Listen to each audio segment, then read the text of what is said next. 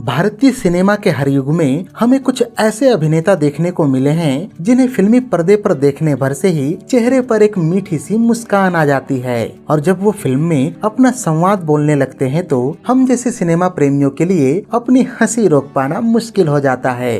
भारतीय सिनेमा में ऐसे कलाकारों की संख्या अब भले कम हो गई हो, लेकिन एक दौर हुआ करता था जब बम्बई में ऐसे अभिनेताओं की एक बड़ी संख्या लगातार फिल्मों में काम कर रही थी। भारतीय सिनेमा के उसी स्वर्णिम दौर से संबंध रखने वाले एक बेहद कामयाब अभिनेता हैं गोवर्धन असरानी, जिन्हें उनके चाहने वाले असरानी जी के नाम से जानते हैं। हमने कहा अटेंशन! आज की इस वीडियो में हम इसी महान अभिनेता के बारे में विस्तार से चर्चा करने वाले हैं, तो फिर चैनल को सब्सक्राइब करके वीडियो के अंत तक बने रहिए। राधा राधा प्यार दे प्यार दे प्यार दे दे राधा प्यार दे बाके ओ बाके ओ बाके बाके बाके रे क्यों मेरे घर में तू जाके। 1 जनवरी साल 1940 के दिन जयपुर के एक सिंधी परिवार में गोवर्धन असरानी का जन्म हुआ था। इनकी 4 बहनें और 2 भाई थे। इन भाइयों में 2 इनसे बड़े थे, जिनमें से एक का नाम नंद कुमार असरानी है, जो कि पिछले 50 सालों से जयपुर की न्यू कॉलोनी में लक्ष्मी साड़ी सेंटर के नाम से एक दुकान चलाते हैं। कहा जाता है कि साल 1936 में असरानी के पिता कराची से जयपुर में आकर रहने लगे थे और वहां कारपेट बेचने का काम शुरू कर दिया था। गोवर्धन असरानी का मन अपने पिता के व्यवसाय में बिल्कुल भी नहीं लगता था और न ही वो पढ़ाई में दिल लगा पा रहे थे। अपने कई इंटरव्यूज में असरानी साहब बताते हैं कि गणित के विषय में उनका हाथ हमेशा से ही तंग था। असल में इनको बचपन से ही फिल्में देखने का शौक था और कई बार अपने सेंट जेवियर स्कूल से बंक मारकर फिल्में देखने चले जाते थे। प्यार हुआ इकरार हुआ है। यहाँ से असरानी के मन में फिल्मों में काम करने की इच्छा धीरे धीरे बलवती होने लगी। पढ़ाई का खर्च उठाने के लिए असरानी ने बहुत छोटी उम्र से ही जयपुर रेडियो स्टेशन में वॉइस ओवर आर्टिस्ट के तौर पर काम करना शुरू कर दिया था। उन दिनों असरानी कभी कभी अपने दोस्तों के साथ मिलकर कई तरह के नाटकों का मंचन भी किया करते थे। असरानी के मन में गुजरते समय के साथ फिल्मों में काम करने की इच्छा जोर पकड़ने लगी थी, लेकिन उनके घर वाले इस मनमानी के बिल्कुल खिलाफ थे। हर बाप की तरह इनके पिता भी चाहते थे कि उनका बेटा कोई सरकारी नौकरी करे। इधर पिता बेटे की बात सुनने को तैयार नहीं थे, उधर असरानी जी अपना सपना पूरा करने का मन बना चुके थे। आखिरकार राजस्थान कॉलेज से ग्रेजुएशन पूरी करने के बाद असरानी जी ने एक्टिंग सीखने के लिए साहित्य कला भाई ठक्कर से संपर्क किया और उनके यहाँ 2 साल एक्टिंग के गुर सीखकर बम्बई आ गए। मामला हो गया। बम्बई आने के लिए भी असरानी जी को अपने पिता से टिकट के रुपए नहीं मिले थे। टिकट के रुपए जुटाने में इनकी मदद रेडियो में इनके साथ काम करने वाले कुछ दोस्तों ने की थी। उन्होंने साथ में मिलकर जूलियस सीजर और अब के मोयो उबारो जैसे कुछ नाटकों का मंचन किया था। इन नाटकों से जितने भी रुपए आए वो सब उन्होंने असरानी जी को दे दिए। खैर, बम्बई आने के बाद उनकी मुलाकात एक दिन ऋषिकेश मुखर्जी और किशोर साहू से हुई। उन्होंने असरानी जी को फिल्मों में ट्राई करने से पहले पूरी तरह से एक्टिंग सीखने की सलाह दी और असरानी जी को पुणे फिल्म इंस्टीट्यूट का पता दिया। साथ में यह भी कहा कि जब वो एक्टिंग सीख कर आएंगे तब उन्हें हम काम देंगे। दोनों की बात मानकर साल 1964 में असरानी जी फिल्म इंस्टीट्यूट चले गए, जो कि कुछ ही साल पहले शुरू किया गया था और असरानी जी इस इंस्टीट्यूट में एक्टिंग की शिक्षा लेने आए पहले बैच के विद्यार्थी रहे, जिनमें इनके साथ सुभाष घई भी शामिल थे। असरानी बम्बई हर किसी की तरह हीरो बनने आए थे, परंतु हिंदी सिनेमा में तो नहीं, लेकिन गुजराती सिनेमा में उनकी यह चाहत अवश्य पूरा हो गई थी। गुजराती सिनेमा में उन्होंने फिल्म माँ बाप से अपने कैरियर की शुरुआत की थी और अगले 2-3 फिल्मों में लीड रोल में भी नजर आए थे। फिल्म इंस्टीट्यूट से निकलने के बाद हिंदी सिनेमा में इन्होंने जूनियर आर्टिस्ट के तौर पर काम करना शुरू कर दिया। इनमें पहली फिल्म का नाम था हरे कांच की चूड़ियां, जिसके बाद ऋषिकेश मुखर्जी ने इन्हें अपनी फिल्म सत्यकाम में एक छोटा सा किरदार निभाने का मौका दिया। इन दिनों फिल्मों में तो काम मिल रहा था, लेकिन एक हीरो बनने आए लड़के को कुछ मिनटों का रोल बिल्कुल भी पसंद नहीं आ रहा था। इसलिए असरानी जी ने पुणे फिल्म इंस्टीट्यूट में अपने एक टीचर के कहने पर पढ़ाने का काम शुरू कर दिया। ये वो समय था जब जया भादुड़ी भी एक्टिंग सीख रही थी और असरानी जी जया भादुड़ी के साथ कई लोगों को एक्टिंग के गुर सिखा रहे थे। एक्टिंग इंस्टीट्यूट में काम करने से गुजारे का बंदोबस्त तो हो रहा था, लेकिन फिल्मों में काम अभी भी नहीं मिल रहा था और वो लगातार निर्माता निर्माताओं और निर्देशकों के ऑफिस के चक्कर लगाया करते थे।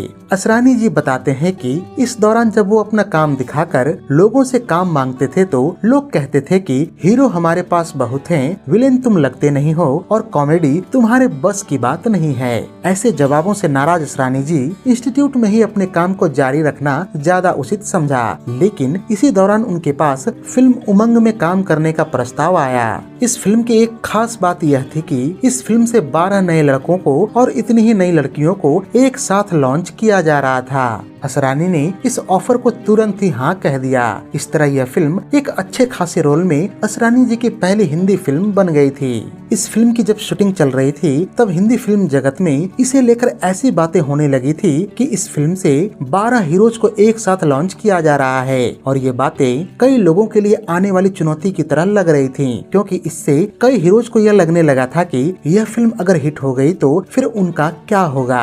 इसलिए उस समय के कुछ बड़े अभिनेताओं ने स्टूडियो में जाकर उस फिल्म में काम करने वाले हीरोज को देखना शुरू कर दिया और यह पता लगाने लगे कि उन 12 हीरोज में आखिर कितना दम है। और मजे की बात यह थी कि शूटिंग देखकर वापस जाने वाले हर अभिनेता में एक सुकून होता था। वो सोचता था कि इन अभिनेताओं के पास हीरो बनने का कोई गुण नहीं है। असरानी जी ने अपनी यह फिल्म 650 रुपए महीने के पगार पर साइन की थी और जब यह फिल्म सिनेमा घरों में उतारी गई तो इसने बड़ा ही बुरा प्रदर्शन किया, जिससे असरानी जी की एकमात्र आशा भी खत्म हो गई। यहाँ से असरानी जी का वही दौर फिर से लौट आया था जो कि उन्होंने इस फिल्म को काम करते समय कहीं दूर छोड़ दिया था।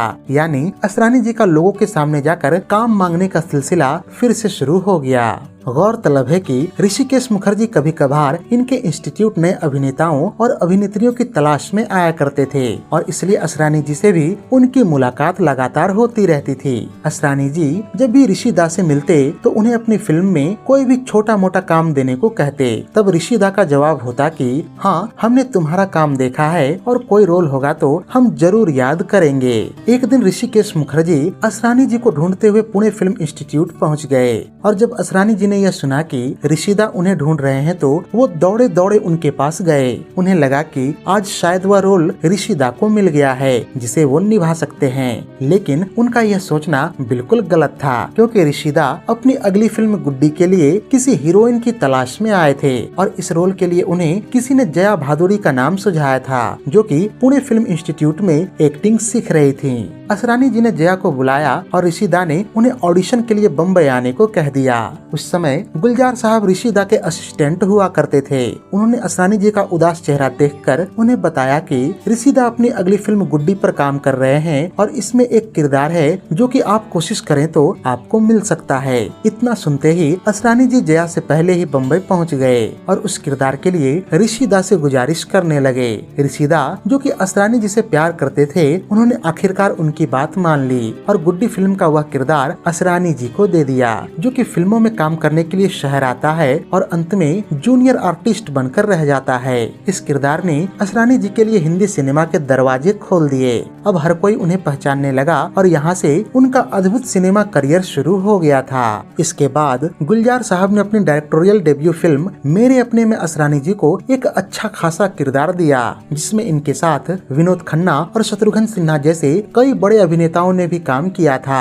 इस दशक के दौरान असरानी जी को आत्माराम, गुलजार साहब और ऋषिदा की फिल्मों में लगातार काम मिल रहा था। ऋषिदा के साथ इन्होंने साल 1979 तक काम किया, जिसमें फिल्म बावर्ची के दौरान इनकी मुलाकात सुपरस्टार राजेश खन्ना से हुई और ये बड़े अच्छे दोस्त बन गए थे।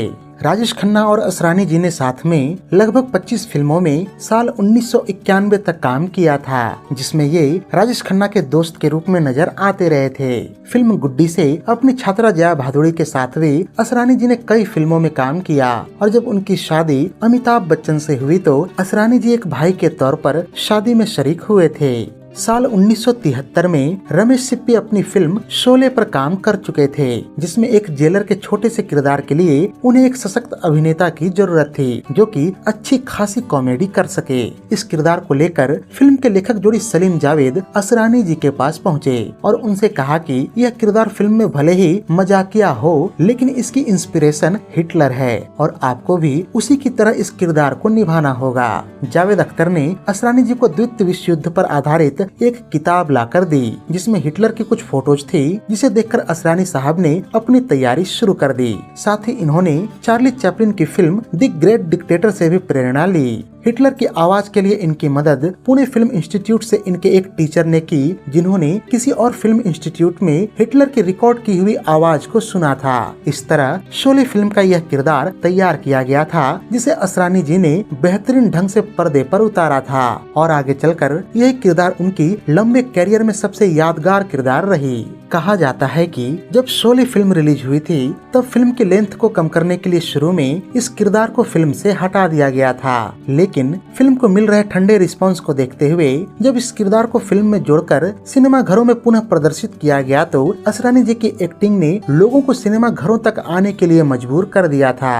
अंग्रेजों के जमाने का जेलर भारतीय सिनेमा में 10 मिनट के लिए ही आया, लेकिन हमेशा के लिए अमर हो गया। शोले के बाद एक कॉमेडियन के तौर पर असरानी जी को कई फिल्मों के ऑफर आने लगे और इसका परिणाम यह रहा कि इन्होंने साल 1971 से लेकर 1979 तक 101 फिल्मों में अभिनय किया, जो कि अपने आप में एक रिकॉर्ड है। साल 1977 में अपने हीरो बनने की ख्वाहिश को पूरा करने के लिए असरानी जी ने फिल्म डायरेक्शन भी किया, जिसका नाम था चला मुरारी हीरो बनने। इस फिल्म को लेकर सिनेमा घरों में अच्छा रिस्पांस तो नहीं रहा, लेकिन क्रिटिक्स ने इस फिल्म की खूब तारीफ की थी। इसके बाद असरानी जी ने कुछ और फिल्मों का डायरेक्शन भी किया, जिसमें अहमदाबाद नो रिक्शा वालों जैसी गुजराती फिल्म के नाम भी शामिल थे।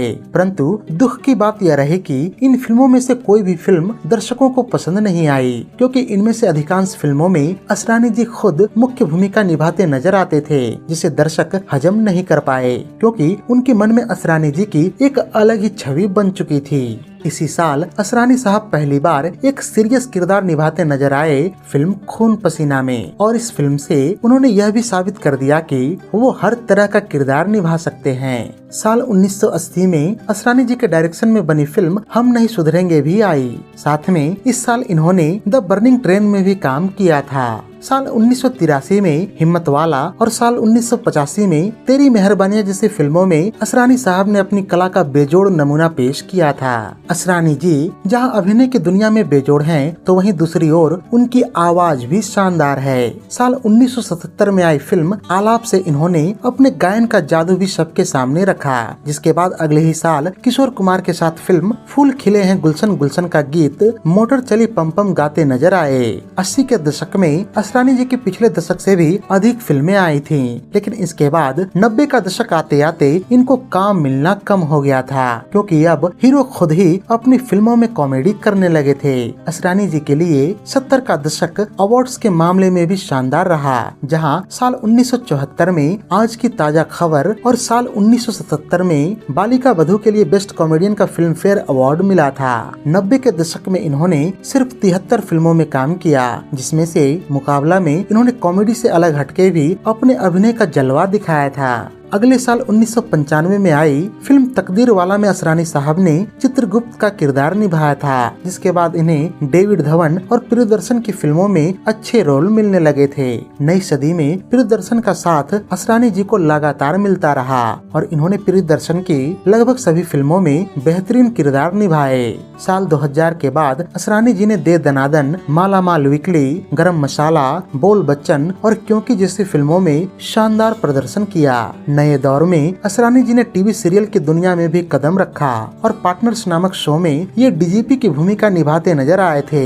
असरानी जी आज भी लगातार अपने काम से सिनेमा प्रेमियों का मनोरंजन कर रहे हैं। अभी हाल ही में ये बंटी बबली 2 में भी नजर आए थे। साथ ही इन्होंने साल 2016 में एक वेब सीरीज परमानेंट रूममेट में भी काम किया था।